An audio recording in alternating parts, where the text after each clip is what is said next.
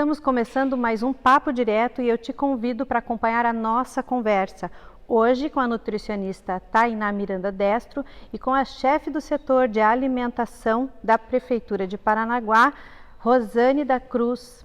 Nós vamos falar sobre vários assuntos relacionados à questão da nutrição e dos kits merenda escolar que vêm sendo distribuídos para determinadas famílias aqui de Paranaguá nesse momento de pandemia do Covid-19.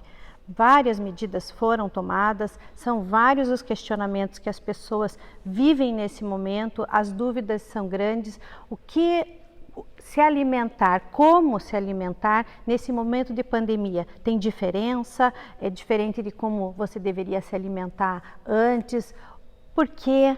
Como ajudar o sistema imunológico? Porque afinal de contas, as pessoas estão vivendo um momento diferenciado por conta das medidas preventivas e da necessidade da quarentena, do isolamento social. Essa questão do confinamento não mexe só com a razão, com a questão da razão, mas com as emoções, com a saúde mental. E aí é preciso, sim, tomar uma série de cuidados com relação à alimentação, a uma boa noite de sono, à atividade física, atividades lúdicas, inclusive, para você oxigenar e você, meditação, coisas que possam ajudar o teu cérebro também a amenizar esse momento que o confinamento acaba provocando, sim. E as pessoas agem de maneira diferente. Há um estudo que depois de 2 semanas sem contato social, a razão fica um pouquinho de lado e as emoções afloram. Então, tudo isso precisa ser acompanhado, você precisa sim ter essa preocupação e o Papo Direto tem trazido entrevistas que têm abordado vários desses temas e vocês podem acompanhar as entrevistas que estão acontecendo no site da Prefeitura, no www.paranaguá.pr.gov.br, clicando no banner Cidade Educadora. Aí você vai ter acesso a todas essas informações. Nós já conversamos com um psicólogo aqui, conversamos com um personal trainer, conversamos com o diretor de saúde, conversamos com o diretor do SAMU e foram vários os assuntos abordados que vocês podem ter acesso dessa maneira. E como eu falei, hoje a gente convidou então a nutricionista e a chefe do setor de alimentação para conversar com a gente no Papo Direto. Nesse primeiro bloco a gente fala com a Tainá Miranda Destro, ela que é nutricionista da Prefeitura de Paranaguá. Tainá, antes de eu fazer qualquer pergunta relacionada à nutrição, qualquer pergunta relacionada à alimentação, qualquer pergunta relacionada a essas dúvidas que geralmente o pessoal tem comentado nesse momento de pandemia com mais frequência, que é essa questão de como melhorar a imunidade, tem alimentação, tem coisa que você possa achar, ou qualquer coisa que você possa acabar com o coronavírus, enfim, tem de tudo um pouco nesse momento. Mas eu gostaria que você falasse um pouquinho de você, da tua formação profissional, quem é a Tainá. Afinal de contas, muita gente não conhece e essa é a oportunidade que a gente gosta assim, de aproveitar aqui no Papo Direto para que o entrevistado possa falar um pouquinho de si mesmo. Obrigada por ter aceito o convite. Primeiramente, bom dia, Luciane. Eu que agradeço o convite. Bom dia a todos os espectadores. Como eu disse, meu nome é Tainá Destro. Eu sou nutricionista. Vim de Londrina, né, do norte do estado, em 2017 para trabalhar aqui para a prefeitura, né? No início eu tive a oportunidade de conhecer a Secretaria da Educação por cerca de 6 meses, depois passei a atuar na Secretaria de Saúde, né? Foi uma oportunidade muito interessante porque agora eu me considero flex, né? Eu acho que praticamente consigo auxiliar em todas as áreas da nutrição dentro da prefeitura.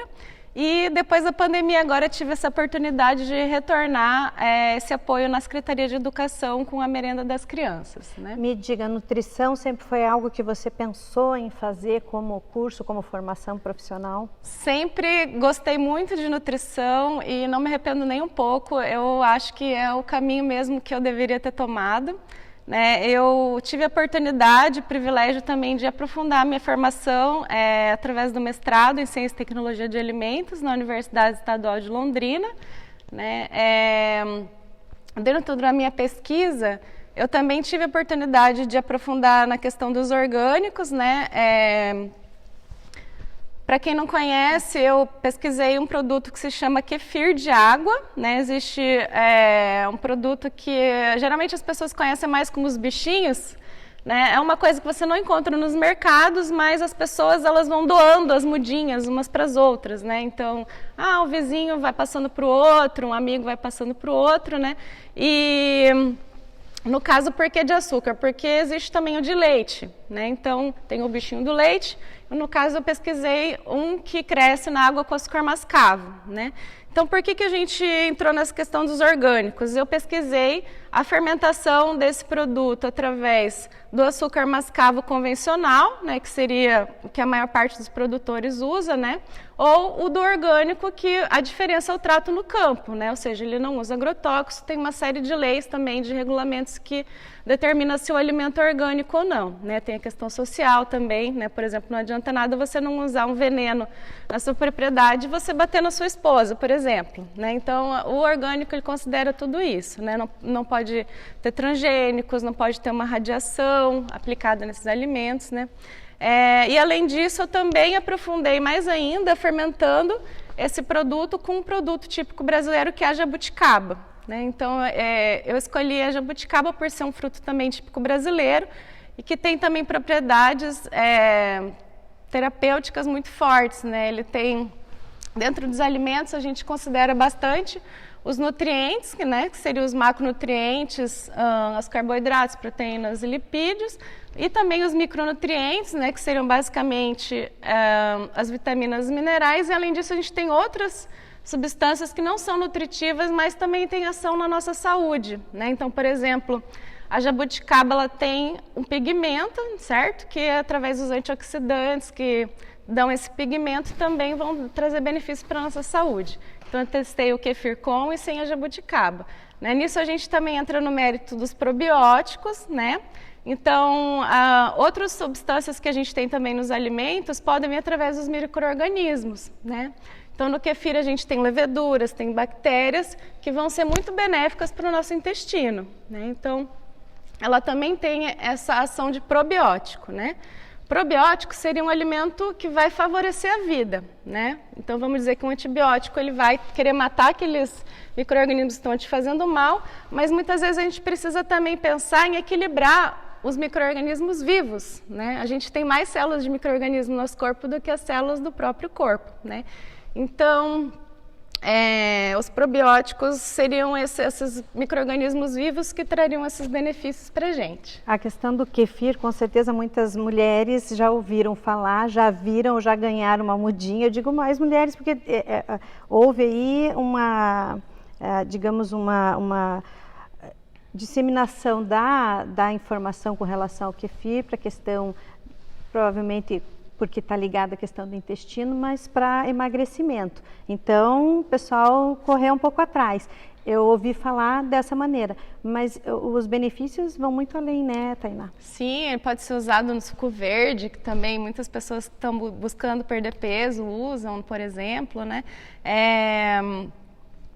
E, igual você falou, é uma coisa muito da dona de casa, né, de passar de um para o outro, ter aquele carinho, né, não é uma coisa que você vai facilmente encontrar nas prateleiras dos mercados. Isso. Né? E você acredita que o kefir, ele possa contribuir de alguma forma, independente, claro, ele pode ser a qualquer momento, mas aí nesse momento de pandemia, na questão de você incluir isso numa alimentação, até porque a Organização Mundial de Saúde, ela estimula uma alimentação balanceada e com o objetivo de melhorar o sistema imunológico. A gente percebe, por exemplo, e com certeza deve ter estudos aí da área da educação, assim como da saúde, assim como da nutrição, para a questão da pessoa com a maior imunidade, ela está muito mais preparada para aguentar vários tipos de doença.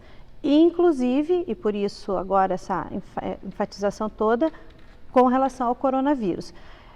Você incluiria o kefir nessa alimentação para melhorar o sistema imunológico? Com certeza, né? O kefir, ele vai, o sistema imunológico, ele está grande parte ligado ao nosso sistema digestivo. Então, a gente tendo ele saudável, com certeza vai promover também uma melhora na imunidade, né?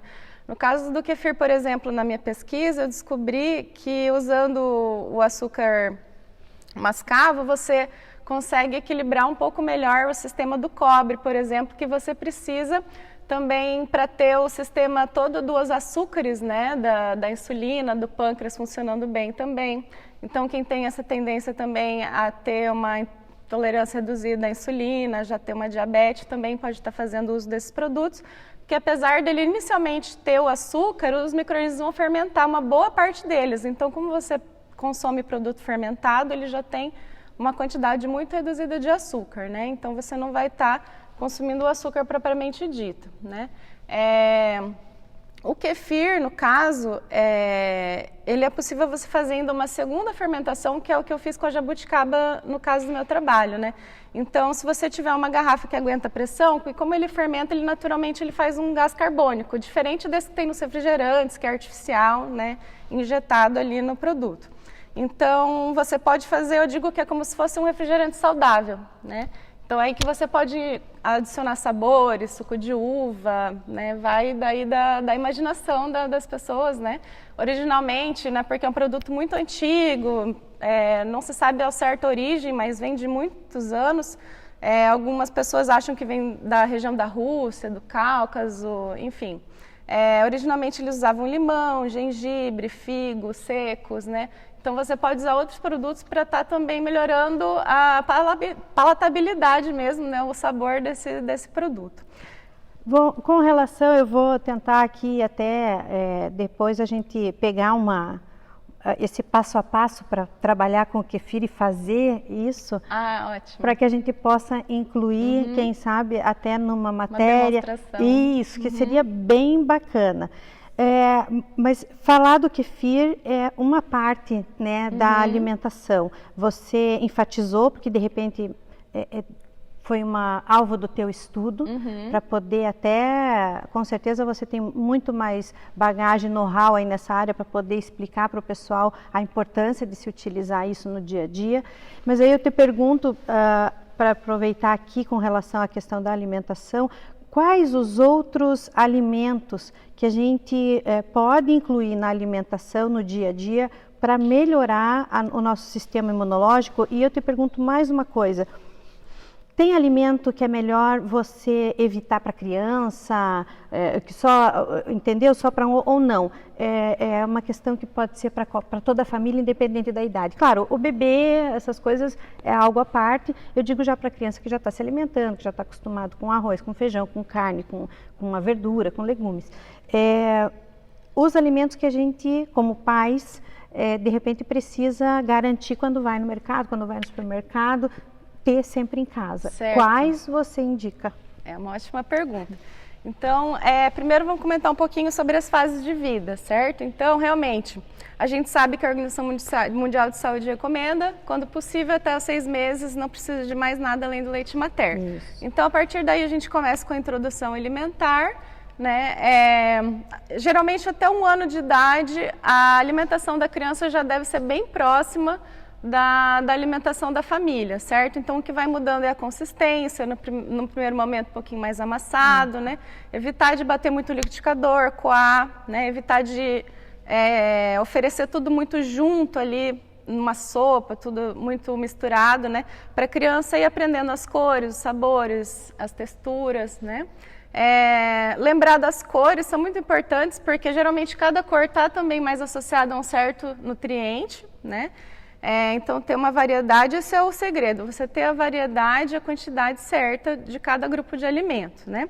Então, para garantir os macronutrientes, a gente tem que ter nas principais refeições, café da manhã, almoço e jantar, né, um pouco de proteína, né, seriam as misturas, vamos dizer assim, né? Então, um ovo, um peixe, a gente está numa região maravilhosa, no litoral, temos acesso aos peixes, né?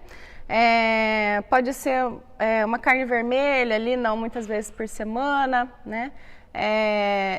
para os adultos seria no máximo uns 3 bifes por semana, né? Normalmente a gente considera que o bife seria mais ou menos a porção da palma da sua mão, né? Então uma pessoa que tem 2 metros de altura vai poder comer um bife um pouco maior. Com certeza, né? Você falou assim, pode comer 3 bifes, teve gente que se animou, ai que bom. Não, 3 vezes por semana, Ao longo gente. de toda a semana. Não é por dia. Certo. Então a gente tem que ter também as gorduras, né? Então, na medida do possível, por exemplo, evitar as gorduras trans, que são as mais prejudiciais para a saúde, né? É uma gordura artificial, então aí já entra numa regrinha básica também, que é da gente tentar usar o máximo do que próximo do que a natureza realmente dá pra gente, né? Então, a gordura trans é uma gordura que um óleo que seria líquido na natureza, eles injetam gases ali para ele ficar uma textura mais ou menos parecida com o que seria uma manteiga, vamos dizer assim, né? Então, a estrutura física dele, o que acontece? Ele facilita que esteja entupimento de artérias, vamos dizer assim, né? Problemas coronarianos, acidente vascular cerebral, esse tipo de coisa, né? Então, o que seria mais indicado? Por exemplo, um azeite que não seja refinado, né? Eu sei que é caro, mas a gente vai usar um pouquinho para temperar a salada. A canola não é, por exemplo? Geralmente é o azeite extra virgem mesmo, que não é refinado. Ótimo. Né? Então a canola seria mais ou menos porque tem de canola, de girassol? Do óleo de soja mesmo. Né? Girassol, soja, canola. Né, seriam mais ou menos desse grupo do óleo, que também faz parte, né, normalmente da alimentação, mas também tem que ser numa quantidade o necessário para refogar, né, o alho, a cebola, não para ficar aquele óleo visível, por exemplo, no arroz, né, não precisa ficar aquele arroz lustroso, brilhoso, né. A gente tem óleos muito saudáveis também, por exemplo, nos peixes do mar, né, o ômega 3, a sardinha. A gente tem também óleos saudáveis nas oleaginosas, que a gente fala, né, nas castanhas, nas amêndoas, nas nozes, nas sementes também, né? Então, para quem está pensando assim, poxa, mas eu vou falir para comer tudo isso, né? Não necessariamente. Né? Às vezes, por exemplo, você come uma abóbora. Em vez de você jogar fora a semente, você pode lavar ela, colocar no forno uns minutinhos e ir consumindo como um tira-gosto também, nos intervalos das refeições, né? Também vai te dar óleos muito saudáveis e ajuda até a prevenir verminoses. Nesse caso é no lugar do salgadinho, né? Isso. Deixa o salgadinho de lado, já aproveita a semente. Nós estamos com o nosso tempo aqui, estouramos esse primeiro bloco, mas esse é um assunto interessante, nós vamos continuar falando, vamos iniciar o segundo bloco já direto, falando sobre os outros alimentos que são importantes, porque para a gente ajudar o sistema imunológico e lembrando, né, nesse momento de pandemia, claro que é uma preocupação a mais, como eu disse no início do programa, porque reforça tudo, a gente precisa estar buscando constantemente a questão do bem-estar, porque ninguém fica feliz confinado, mas é um momento atípico. E aí a gente volta falando desses alimentos e muito mais no próximo bloco. Aguenta aí que a gente já volta com a nutricionista Tainá Destro.